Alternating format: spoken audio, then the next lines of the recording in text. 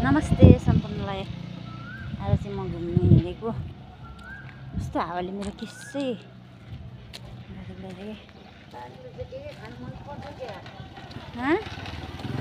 आमासँग घुम्नु हिँडेको। आमालाई चाहिँ के पानीपुरी खानु मनपर्छ, चटपटी। ए आमाले त चटपटे बना भन्नुहुँदै थियो है। यहाँ बन्दैन, आफू बनाए पैसा लाग्छ, यहाँ बनाए पैसा लाग्छ। जाम घरमा छ चटपटे, सबै थोक छ घरमा। चाउचाउ, भुजा, कागती, हरियो खोर्सानी, तर धनियाँ मात्रै छैन। धनियाँ बारीबाट अलिकति टिप्नुपर्छ। ल आउनु न, हिँड्नुमै ऊ हिँडेर आउनुहुन्छ ज्वाइँ। हामी त फर्केको चटपटी खानुहुन्छ अरे। आमा अघि नै चटपटी बना भन्नुहुँदै थियो। म त चटपटी बनाउनु बिर्सेर हिँड्नु पो वकिङमा पनि निस्केछु। के ए माथिबाट हिँड्नु है। पर जाने भनेको आमालाई चटपटी खानु मन लाग्यो अरे। ए तपाईँलाई चटपटी खाने ठाउँमा लैजाउँ त, तल दोकान छ। आउनु, मोबाइलबाट तिरौँ न पैसा, फोनबाट हिँडाइ पनि हुन्छ, उता उयो पनि हुन्छ। अब दिदीलाई निस्किनु भएछ, अब जानुपर्छ। उ त्यहाँ चटपटी खानु हिँड्नु ल। उ त्यहाँ आउनु। अब धेरै छैन धुलो, यो यस्तै कालो पत्रै छापेपछि त दामी हुन्छ। ए तपाईँ कहाँ हिँड्नु भएको र?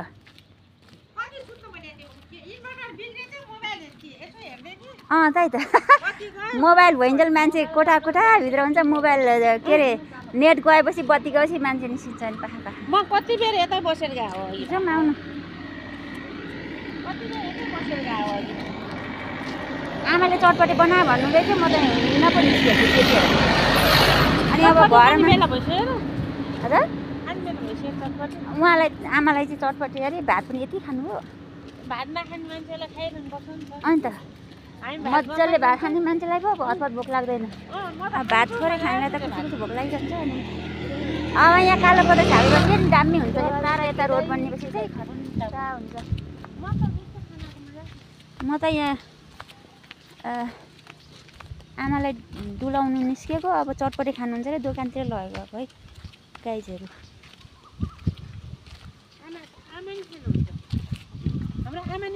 चटपटे खाना के ए बिहानलाई खानुहुन्छ, बेलुका चाहिँ नि डढाएर हो के हो यति। र आमालाई त खोकी लागेर कस्तो भइसक्यो कि। त्यो हिजो दही र भात खाइदिएको थियो, दहीले गर्दा खोकी लागेको। बिहान हिजो बिहान 1 किलो ल्याएको छ दही, अहिलेसम्म आधी किलो खाइयो हिजो बिहान। मकैको चामलको भातसँग आजसम्म आधी किलो दही छँदैछ अझै, आधी लिटर।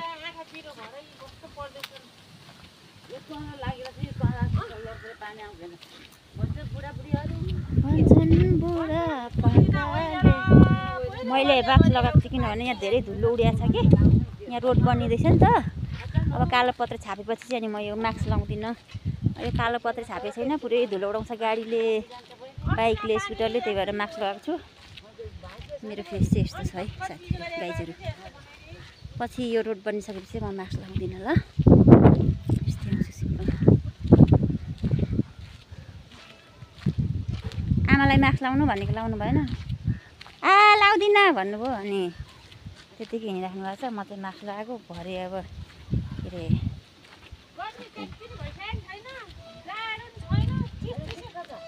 म त यो अझै जाडोकै लुगा छोड्नु मन लाग्दैन।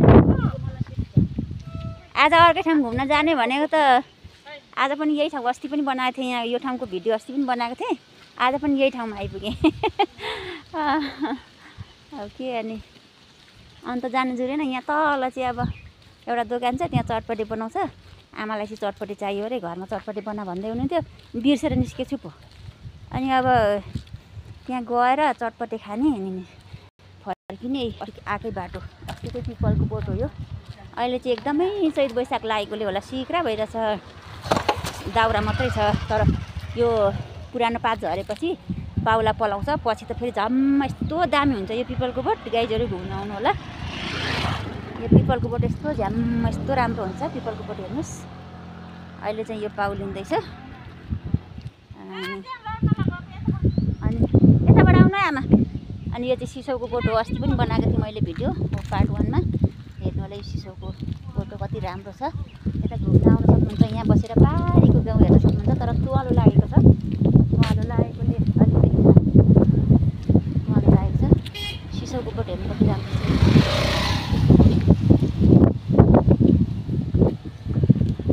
जनम जनम जिउला सँगै, जनम जनम जिउला सँगै। छिटो आउनु न, उहाँ पो रहेछ। आमामा, आमा त कहिले आइपुग्नुहुन्छ? रोड कट्नु, आउनु न। चटपटी उहीँ हो त नि। ए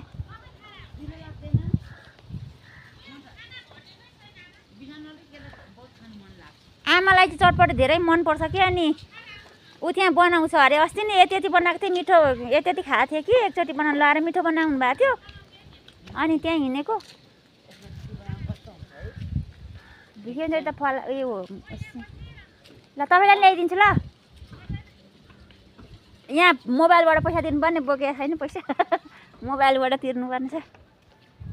अनि बोक्नु भएको छ? ए आमाले बोक्नु भएको छ पैसा।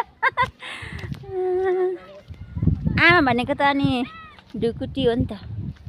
हाम्रो आमासँग कहिले खानुहुन्छ पैसा? हुन्छ। तल गाइस कति राम्रो छ मिलाइले खेती, सब्जी खेती, गाउँ खेती, घरहरू छ कति राम्रो छ।